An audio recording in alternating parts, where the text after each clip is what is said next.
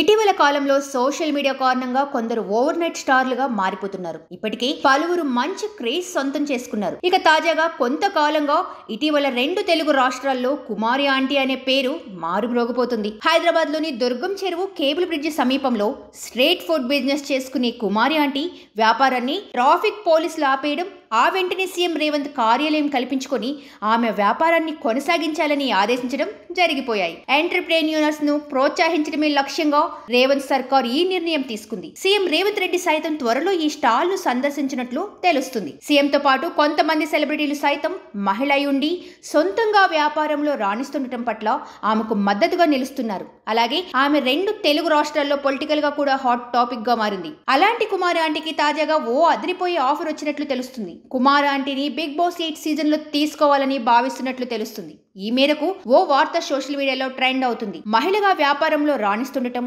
CM స్థాయి వరకు ఆమెకు గుర్తింపు రావడంతో బిగ్ బాస్ షో నిర్వాహకుల దృష్టిని కుమారి ఆంటీ ఆకర్షించినట్లు తెలుస్తుంది. మహిళా కంటెస్టెంట్ గా ఆమెను తీసుకుంటే షోకు పాపులారిటీ వస్తుందని నిర్వాహకులు భావిస్తున్నారని సమాచారం. రైతు బిడ్డగా పల్లవి ప్రశాంత్ కు బిగ్ బాస్ లో ఛాన్స్ ఇవ్వగా ఆయన టైటిల్ విజేతగా నిలిచారు. తాజాగా కుమారి ఆంటీకి బిగ్ బాస్ ఛాన్స్ ఇవ్వాలని భావిస్తున్నట్లు వార్త చక్కర్లు కొడుతుంది. కుమారి ఆంటీ నిర్ణయం బట్టి ఆమెకి ఛాన్స్ దక్కవచ్చని అంటున్నారు.